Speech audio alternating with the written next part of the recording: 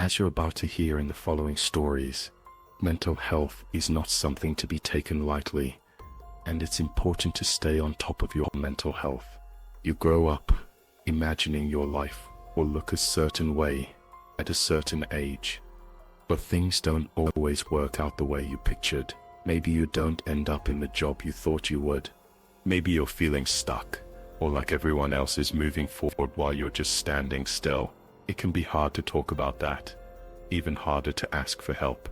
Maybe therapy always feels like something other people did, but then I learned that it's not about having something wrong with you. It's about understanding yourself and finding a healthier way to move forward. Today's sponsor, BetterHelp, can help.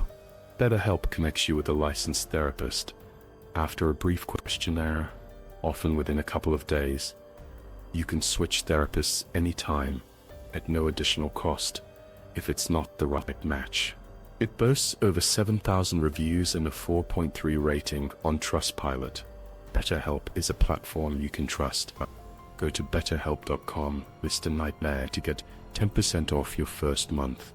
The link is also in the description. So a little backstory. I dated this girl when I was in my senior year of high school. I'm 20 now, so it was a couple of years ago, but still pretty fresh in my mind. For privacy's sake, I won't use her real name, so I'll refer to her as Grace. Grace and I met through our job, which I now know is never ideal. Before we started dating though, there were red flags that I simply shouldn't have ignored. For instance, she would come to a place of work for hours just to watch me work, and I would catch her staring at me every once in a while. Besides that, a few months into our relationship, things started getting pretty toxic. I would constantly feel suffocated. I had no time for my hobbies, friends, or even myself. She was the type of girl to ask where I was, who I was with, and what I was doing 24/7. If I didn't answer a phone call, it would end up being 25 missed calls and a ton of text messages that would ultimately turn into a fight, even if I was just using the bathroom. It got to the point where I couldn't play games with my friends without it causing a fight, so eventually we broke up, but not without her doing everything in her power to convince me to come back. She would wait outside my place of work for me to get off, and when I would walk outside, she would follow me to my car, block me from getting in, and try to reason with me. I got sick of it one night. She came and wanted to talk, so I decided to talk with her, not really knowing what else to do. Grace was also trying to sue me for something extremely petty that I'd rather not get into, and would use this as a scare tactic to make me talk to her. So anyway, I sat down in her car. She was saying the same old stuff I'd heard hundreds of times. I told her I was done talking, but at that time, her dad called her.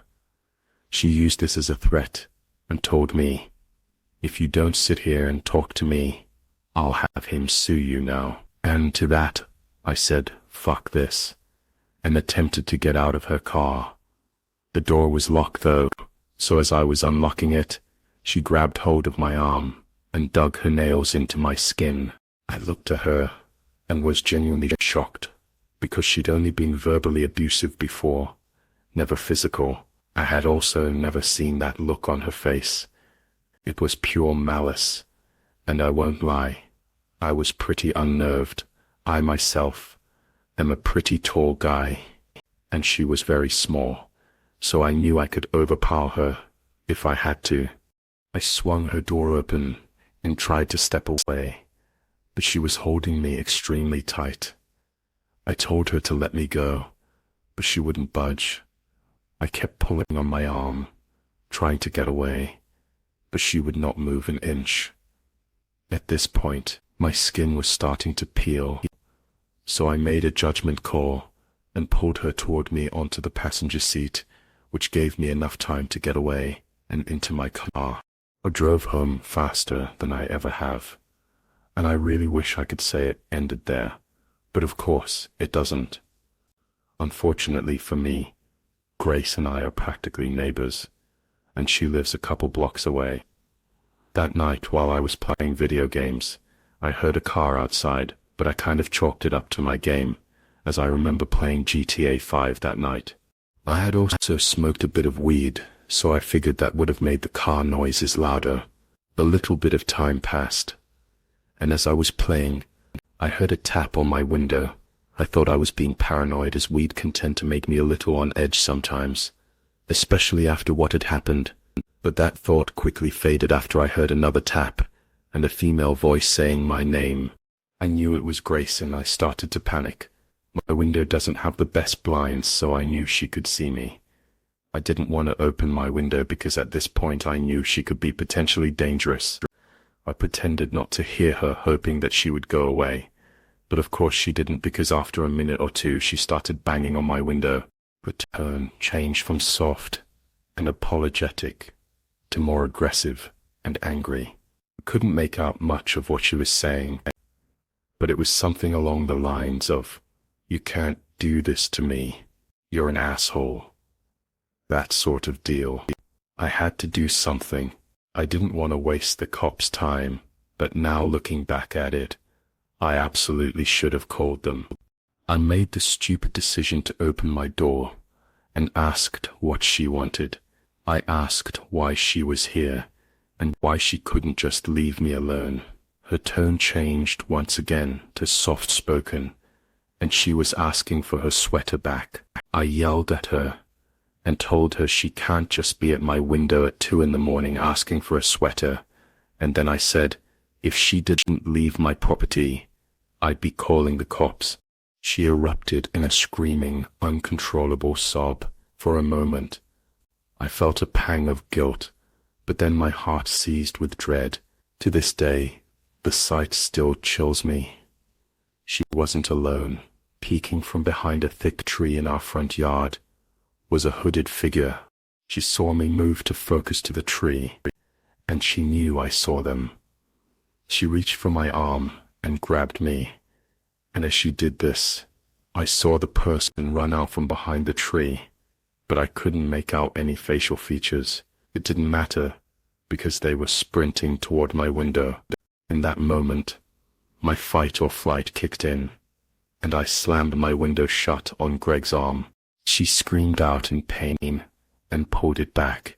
I slammed it shut and locked it just before the other person reached my window. My heart was racing, and it felt like I couldn't breathe.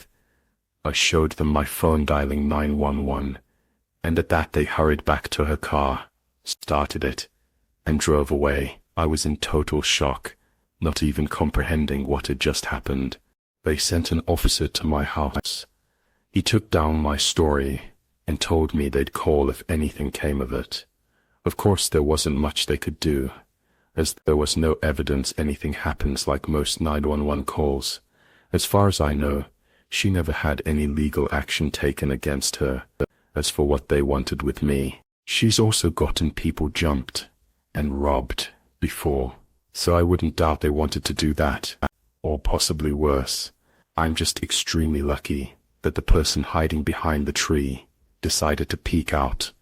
My name is Amy, and I haven't really slept much since last Tuesday.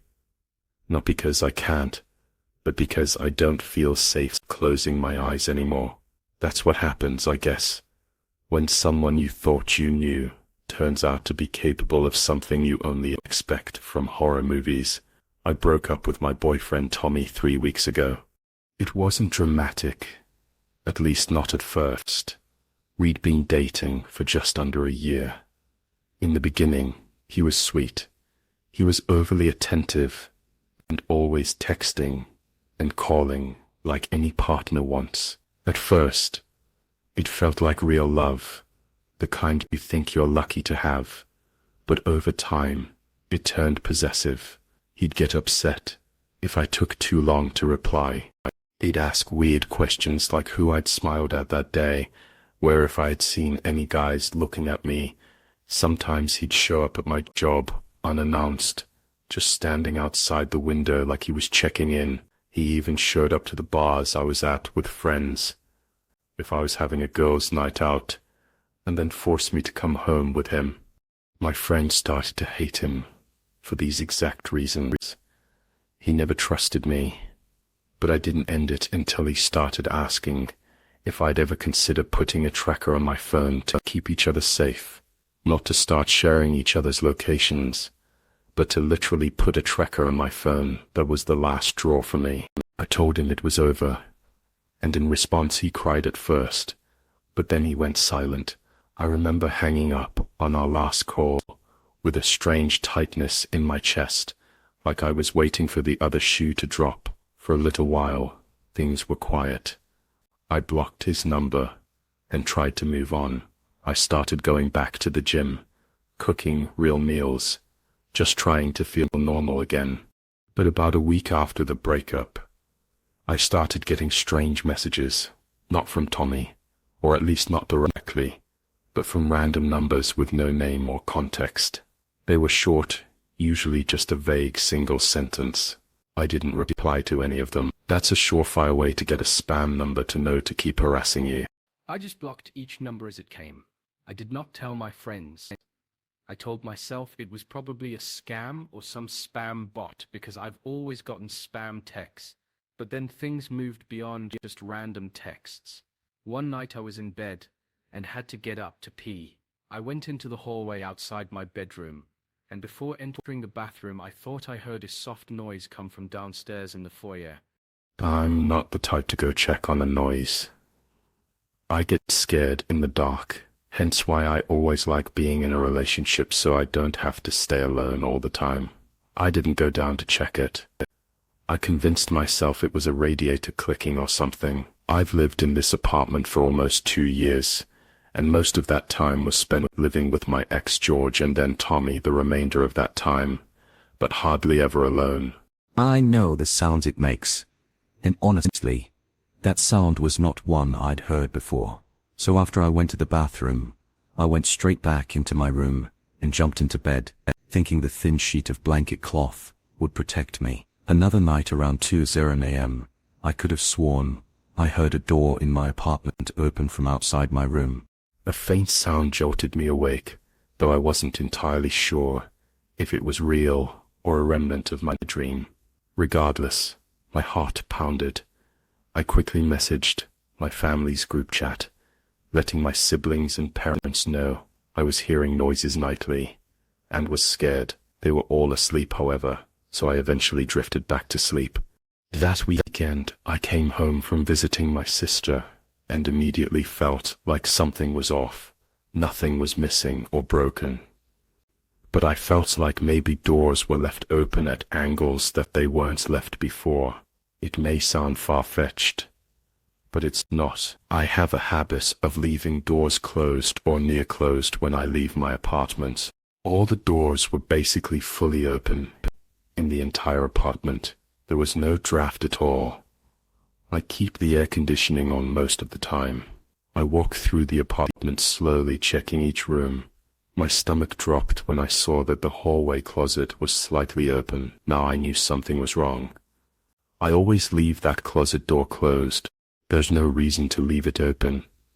And plus, the door tends to swing out. If I do leave it open, I stared at it for what felt like a full minute before I approached. When I pulled it fully open, nothing was there. Just coats and shoes, same as usual. That night, I pushed a chair under my bedroom door and slept with a knife under my pillow.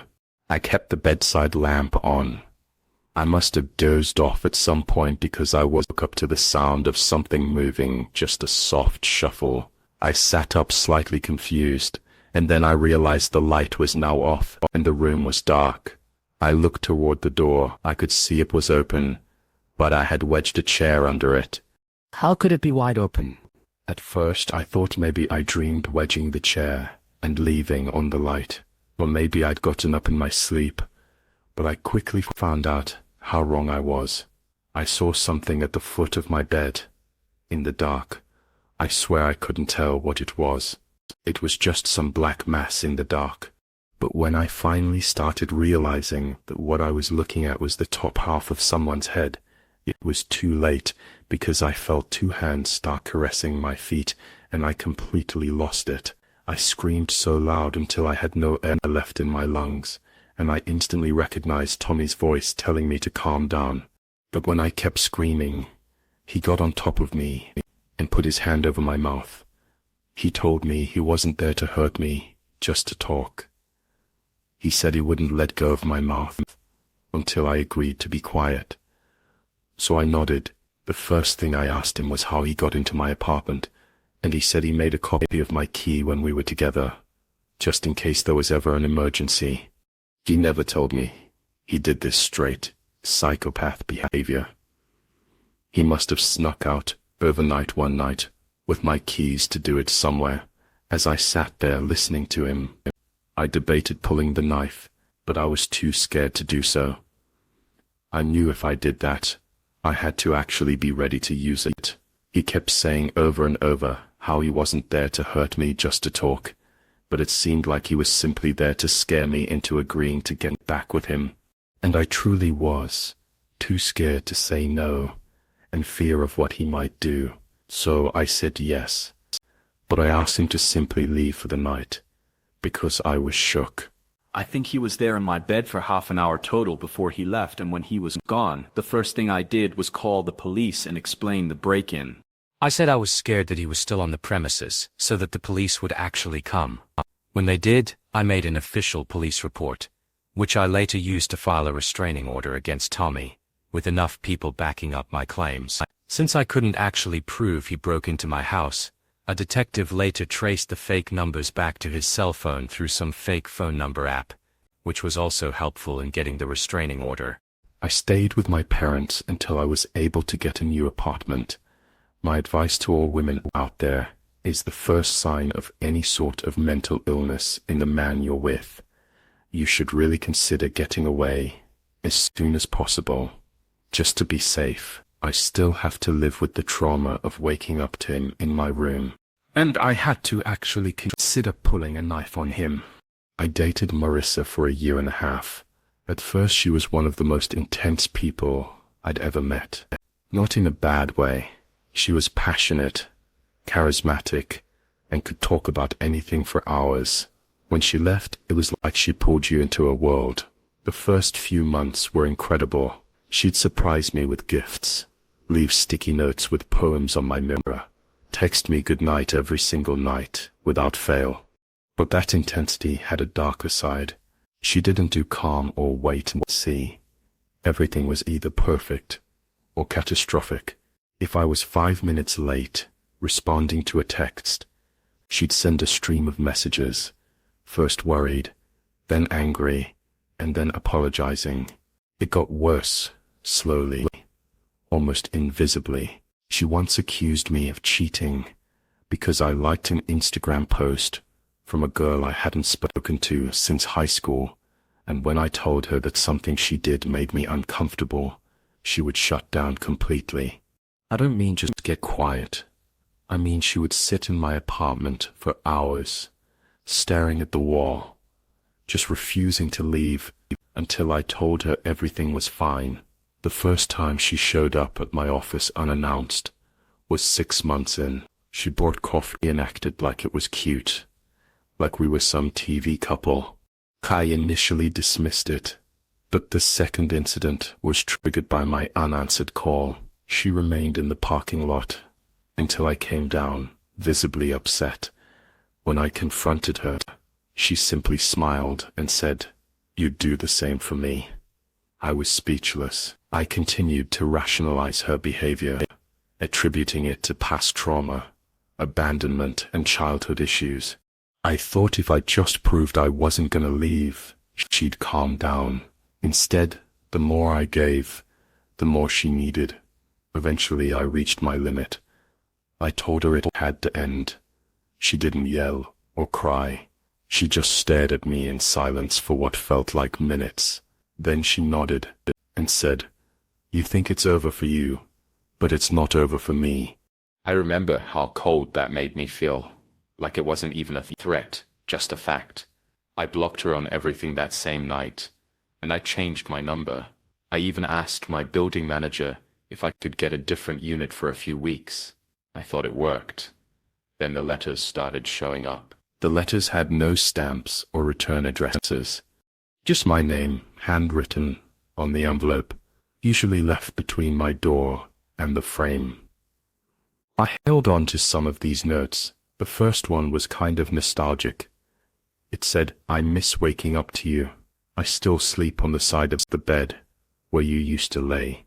The second one got stranger. It said, "You always check the door 3 times before you go to bed. You probably don't even notice it, but I do." The third letter was the one that made me pack a suitcase. It said, "You wore your blue hoodie Monday, the one with the hole in the sleeve. You should sew that up before it gets worse." That was the same hoodie I wore when I went to pick up groceries that day at a store across town in the pouring rain. I hadn't seen anyone, not a single person I recognized, but she had seen me. I knew then that moving across the city wouldn't be enough. I found a job in Denver, a good one. I didn't tell anyone, except my brother and immediate family. I left no forwarding address. I even created a new email for the job. And I didn't link any personal info. I went completely dark. I even got a P.O. box under a false name. I thought that would be enough. And for a while, it was many months past, and I slept soundly. I started dating again. Nothing serious, just drinks and movies. But I was laughing again. I felt like a person. Then one Saturday, I opened my P.O. box and found an envelope. Just my name again. No stamp or return address. Inside was a Polaroid. It was of me walking in my apartment building, taken from behind. My earbuds were in, and I had a coffee in one hand. It was cold out. You could see snow on the sidewalk, and the mountains in the background. I checked the back, and written in red ink, it said, "Your shoulders slouch when you're tired." I didn't wait. I moved again, faster this time. I paid cash for a rental in a different part of town, smaller building and fewer tenants. I switched jobs once again and told my boss I had family stuff and had to go fully remote. I got a rescue dog who was big and loud, a big German Shepherd mix to try and keep me sane. I deleted mostly everything online. I had no apps or social media. I went grey for almost a year and heard nothing, no letters or pictures anymore. I let myself believe she was finally gone until the post-it note. It was stuck to my front door. One evening when I got home from walking the dog, it was a yellow note with red ink, and it said, "I don't like the beard." My stomach actually dropped. I'd grown it out maybe 3 months prior. Nobody had seen me with it, except the dog, and maybe my work webcam, which I kept taped over unless on a call. I shaved it off that night. I told myself it was a coincidence, but the next morning, another note was waiting tucked under the windshield wiper of my car. It said better. I contacted the police again and filed a report. They said without threats or property damage, there wasn't anything they could do. I asked if I could file a restraining order, and they said I need to prove she'd been near me, which without seeing her or catching her in the acts was nearly impossible. I changed my habits and started paying attention to every detail, like locking the doors and drawing the blinds. I didn't sleep much.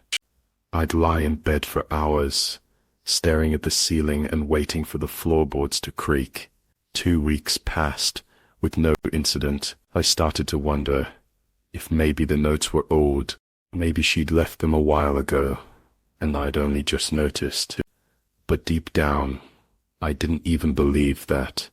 Then one night I woke up in the middle of the night with this horrible feeling, like someone had just been watching me, and they only just stepped out of the room. I got up and checked the doors and windows, even under the bed, like I was a kid. Again, nothing was out of place, but the next morning, taped to the outside of my front door, was a small envelope, like someone had taken their time to align it perfectly. Inside was a photo, one I hadn't seen in years. It was Marissa and I in a boardwalk photo booth from back when we were still together.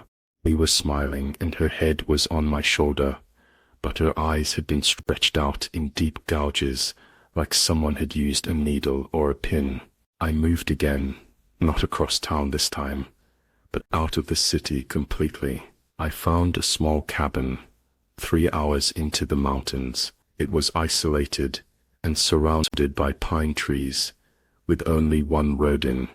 I paid in cash and used a fake name on the lease, which was a month-to-month payment system, and I left my old smartphone behind, getting a second phone number. In the process, I bought a burner phone for emergencies. Mainly I worked remote through a company-issued laptop that only connected through a secure VPN. No one besides my immediate family and my best friend knew where I was. I kept to myself. The only quote-unquote visitor I got was my Uber Eats driver, delivering occasional groceries for a whole month. I barely even went into town, and it all finally worked. Until I heard footsteps outside crunching the snow. My dog went ballistic. The following morning, I discovered shoe prints circling my house, moving from window to window. There were no notes or other clues left behind. My only conclusion was that it had to be her, that she had found me again. Even now, I can't be entirely certain. It was her that time. I spent that entire day packing my things and driving back to my hometown. Today, I'm living in a house with 3 roommates who are in the military.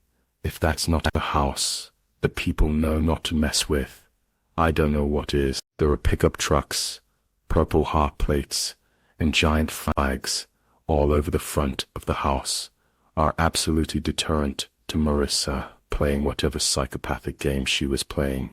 She's a mentally unstable stalker. It's clear as day, and she's a danger to herself, me, and whoever she gets involved with in the future. I just wish law enforcement was more willing to step in and do something before something really bad happens.